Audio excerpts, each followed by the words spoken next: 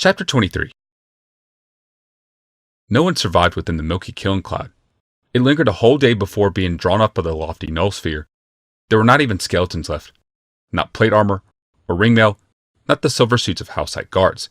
The cloud had scoured away the fallen behemoths, disintegrated the ruined caravels, and even eaten the dust of the desert and the sand beneath it, and the bedrock too, down at 30 feet. The narrow Megadan defile had widened into a broad vale, hollowed out of the rock as if by acid. Phyrexian ships hovered in stupefaction above the eerie cloud.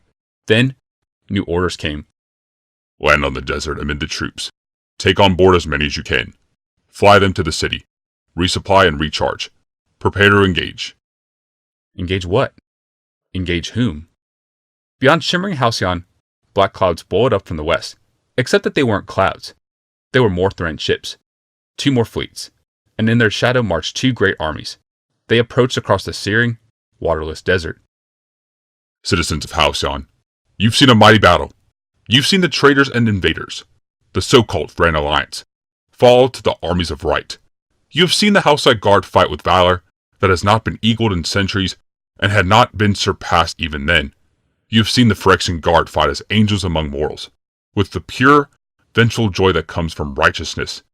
You have seen the wonder of the stone charger in the defile, cleansing our foes in a cloud of white. All of it you beheld from the walls and rooftops and even this very temple where I stand now. I ask you to become what you have seen. Let the valor of the Houseside Guard enter through your eyes and sink into your heart and become valor there too. Let the righteous vengeance of the Phyrexian Guard heat your blood so that you will not shrink from the coming fight, but yearn for it. Let the white cloud that cleansed the very ground of the Thran army now cleanse each of your souls of whatever rebel impulses might remain among them. This is our moment. The long stairway of history at last gives us onto broad paradise of destiny. We are stepping through the doorway of futures. Of course these armies have come. Of course they want to slam that door in our faces, trap us in with them, drag us down those stairs we have tirelessly climbed, haul us down into the caves of the damned. But that is not where we belong. We are no longer the damned. We have risen out of disease and death into life. We have cured the phthisis that ravages the rest of the world, and now we are curing ourselves even of mortality. From a great distance, you saw the Phyrexian Guard. You saw they had the strength of 10 mortals. You saw they could fight on when mortals would die. From a great distance, you saw the new immortals, and soon they will not be distant. Soon you will be among them and be one of them. They are our destiny. This is our moment, citizens of Halcyon. Rise with me into the bright future. Fight beside me against the covetous past. I call all of those not actively engaged in the defense of the city. I call you to enter Phyrexia now, to join the legion of angels. Shuck the mortal coil and dress yourselves in immortality. We are ascending. We are becoming Phyrexians. We are becoming gods. The sirens had been sounding for hours. Not a soul remained in the temple. Everyone had cleared the streets. Many civilians descended to the cave beneath the city, and from there to Phyrexia to enlist. Others fled to their homes. Those who had shutters secured them. Those who did not nailed tabletops over their windows. The Thran soldiers were coming. That was the explanation they gave to any Houseside Guards who happened by. Soon, not a civilian soul remained in the streets or the temple. Not a soul except Rebecca. She slouched within the temple's uppermost parapet. She had not moved since the stone charger was detonated. The horrible sight of it, the terrifying quake, the blast of sound. It had knocked her to her side, and she had not risen. She had glimpsed the mayhem in the all-seeing facets of her temple. The image of Yawmoth came next, and his voice boomed from the altar out across the world. He urged the people to become what they had beheld. Rebecca already had. She had become what she beheld, and she beheld atrocity. There you are, came the dulcet voice of Yawmoth behind her. He climbed the stairs that led to the secret parapet. You need to come down. It will not be safe for you up here when the siege begins. Rebecca turned and looked up at him. He was magnificent, dark and battle-scarred, in the ruby fascient light of dusk. It has never been safe. Only now, I recognize the peril. Yawmoth smiled dazzlingly. He crouched beside her. The smell of smoke and sweat suffused his clothes. He rested a hand on her shoulder. It is easy to climb if you keep looking up. It gets hard only when you look down. The dying sun gleamed in his eyes. Now you've looked down and see how far you've climbed. It is deep and dark, and it is behind you. You've looked down and gotten spooked. Not just spooked, Rebecca interrupted. It isn't just dark down there. It is horrible. Look at all the people we've killed. You can't even look at them.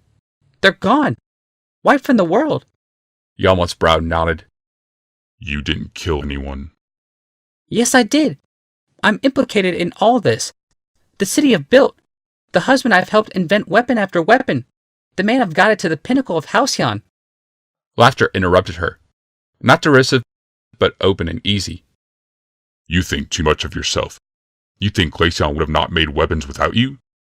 Who else could understand him? Who else could interpret for him? You think I would not have ascended Halcyon without you? Who else could understand you? Could interpret for you? Rebecca said. She shook her head. All this talk of ascending. You learned that from me. But you improved upon it. I used hope, but you used fear. The Housesides arose out of fear. What does it matter? What does it matter why they rose? Yalmoth said. They rose. Rebecca flung her hand out toward the battlefield, the scoured earth, and the wide shallow trench. This is why it matters. This. Yalmoth's face was dusky. You're tired. You aren't seeing straight. I'm thinking straight for the first time in years, she said, turning to push his hand off of her shoulder. Instead of releasing her, Yalmoth slid his arm around her back and slipped his other under her legs. This is what I've done for our city, our people. He stood, raising her from the cold crystals and cradling her in his arms. I have lifted them. I'm still lifting them. I'm carrying them away from danger and into hope. He descended the parapet stairs. Rebecca studied his face. His brow and jaw were strong, girded in shadow. She saw the sky in his eyes. Distant clouds scudded through the last shreds of sunlight. Hundreds of dark ships circled out among them. Every once in a while, a ray cannon on the wall would discharge. A golden gleam flicked outward to dissipate before reaching the Thran ships. Nearest of all, hovering in a weighty halo above the city walls, was the recharged and reprovisioned Houseside fleet. Rebecca slumped, hopelessly in his arms. Halcyon was ready. The Null Sphere turned every Thran artifact creature against the invaders. The battle was fast and furious. Blood and bone mixed with oil and steel. The Null Sphere glared balefully at the crimson battle. From that metal moon, Yalmoth reached down to clutch every Thran machine. He did not release them until thousands of artifact creatures and Thran troops lay in broken pieces on the desert. Since the skirmish, Phyrexian warships and ray cannons kept the Thran fleet at a radius of 4 miles. Houseside guards controlled the city. Phyrexian guards controlled the Undercity. Rebecca rested in her home. Glaceon languished in his cave. There was nothing more Yalmoth could do in Halcyon, and so he worked. His laboratory was Phyrexia. The plane was suffused with power, shunted down from the lofty Null Sphere. Yalmoth made use of every erg. On the first sphere, Commander Gix enlisted the hundreds of citizen volunteers who had come to become Phyrexians. Most could not imagine the vast alterations in store for them. Once the changes began, none would want to return to the former weakness. On the second sphere, artificers worked frantically to build more stone chargers. Yalmoth allowed the corners of his mind to aid these endeavors. He spent only enough thought on them to keep the workers hard at their task. Yalmoth's true attention was spent in the fourth sphere laboratories. There, the Vat priests had set aside their work on viruses in order to study virulent plagues. Yalmoth wanted a contagion that can infect hundreds of thousands on the plains, but would never rise to Halcyon. The priests experimented with disease that could only survive in desert heat, or that could be packed in powder bombs, or that would only affect non-humans. Lord Yalmoth had shown great foresight to keep the barbarian emissaries alive for such experiments. By replicating Glaceon's self-sustaining machines, the priest had assured that each ambassador could suffer many deaths before his or her body gave out entirely. It had been a bit of poetry. The emissaries had brought a deadly message to Halcyon, and now they would bear back an even deadlier one. Perhaps 8 ambassadorial coffins to the 8 allied nations would be the best way to send specific plagues to minotaurs, elves, dwarves, catfolk, and humans. Clutched in the heart of Phyrexia, Yalmoth smiled. That would be lovely indeed. A shudder of delight moved through him and through all the world. Then, there was someone with him in the inner sanctum. No one came here. No one knew the way in. No one was welcome here, and yet someone was with him. He did not withdraw from clutching the heart of the world. He wanted to remain a god. for he knew who this must be. Hello, Dyfed. Hello, Yawmoth, She said, her voice stealing in the darkness. I noticed you've gotten yourself into a war. I wondered how you fared. Well enough, as you could see. Yawmoth could sense her presence there in the inner sphere, like the pressure of a tumor in his head. Well enough. Yes, She replied. She walked. Her feet made a slow, clicking, maddening noise on the shell. you are doing well enough. But what about your people? My people? The Phyrexians? Your people, the Houseites, the Thran, your people, and my own people. They are doing well, as you can see. I can see nothing of the sort. There is tyranny. There is civil war. There is genocide, Dyfed responded. I should have listened to Glaceon. Listen to Glaceon? He knew who you were from the beginning, Yawmoth. He knew what you were capable of.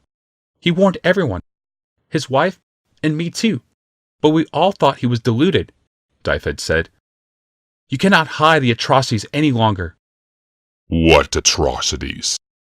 This thysis, for one, it was never contagious, as you well knew. You used it to quarantine your enemies and promote your friends. You even learned how to infect a healthy body so that you controlled who was stricken and who was healthy. You are just another skeptic. I have healed the Thysis. You've devised a remedy that gives you complete control over your people. Heal the body but possess the soul. I am not harming anyone. You're harming everyone. The only ones you cannot harm are the ones I took away from you, the Elder Council. You took them? Where are they? They are safe. Why have you come here? I made you a god, and I could take away your godhood. Yawmoth was silent for a time. He felt Phyrexia was drawing back from him. He felt Dyfed's mind forcing its way between him and his world. From the 1,000 places it roamed in Phyrexia, Yawmoth's mind withdrew. He shrank and coalesced from divinity to humanity. In moments, he stood beside Dyfed, in the midst of that dark place. I suppose you can do whatever you want. He smiled grimly. You are, after all, a planeswalker. I am only a man, and your prisoner. I thought perhaps I was more. I thought perhaps I would save my people. The true planeswalker among you, a nascent planeswalker, will rise to save your people. But you will come with me. You will surrender Phyrexia and Halcyon, end this war, and come with me to the Thran Allied Council. Not another life will be lost in this war, unless it be yours. Yawmoth tilted his head. I cannot escape you, but you should know other lives will be lost. Even now, the 8 ambassadors who came to Halcyon from the Allies. They live on the 4th sphere, but only by exertions of my mind. If you take me out of Phyrexia, those 8 will die. No, they won't, Dyfed said bitterly. My magic will heal anything short of Thysis. They won't die. They will return with us and tell of your atrocities. She grasped his hand. Suddenly, they were on the 4th sphere. The place was infernal. A red glow filled the world. Giant furnaces reached from the rankling ground to the smoking shroud ceiling above. Huge flashes of fires illuminated the horrible place. Humans were utterly dwarfed by the massive mechanisms, but the vat priests of Yawmoth were no longer exactly human. Red-robed, masked in black, they were impossibly tall and impossibly lean. Eyes glowed in the dark. Razor-tipped fingers moved dexterously across the instrumentation. Their own flesh had been transformed by the dark sciences. They swooped up around the new arrivals. Yawmoth waved them back. When they recognized their master, the vat priests backed away, bowing deeply and fearfully. Their retreat revealed rows of huge glass vats. Each vat was illuminated below, each filled with a golden oil, and even occupied by a naked, transforming creature. Human forms gave way to slow, monstrous forms. Fangs replaced teeth. Claws replaced nails. Barbed whiskers replaced hair. Horns grew from bone. What is this? Dyfed gasped. This is the future. This is power perfected, He said quietly. but you aren't interested in that. You came to see the ambassadors. Well, here they are. He gestured to a bank of vats behind him. Dyfed moved forward, astonished. Unlike the gradual transformations occurring with the vatted humans, these poor creatures had been cut and sewn back together brutally and mercilessly. Eyes had been sewn into the belly of the dwarf. Fingers had been grafted to the forehead of the elf. A duck's wing replaced one of the Minotaur's arms. A mechanical head had replaced the Catwoman's skull. I cannot heal these. I never thought. Precisely, Yalmoth said. He drove a dagger into Dyfed's forehead. One hand clutched her hair, holding her upright. The other gripped the dagger's hilt, waggling back and forth to scramble her brains. You never thought, and you will never think again. But with a thought, you can jump from place to place, can heal yourself or others. If I pith you, though, if I continually scramble your brains, you cannot think. The best you could do is struggle to reassemble your skull.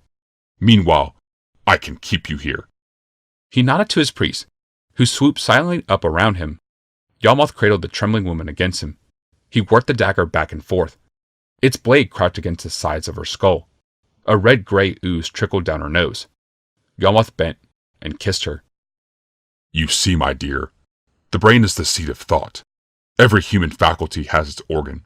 Remove the organ, and remove that faculty. Even planeswalking, there is an organ in you, my dear, that makes that a possibility. I'm going to cut you open, and find it, and remove it from you, and graft it into me. I'm going to be a planeswalker. And you'll just be another hunk of meat in the vats.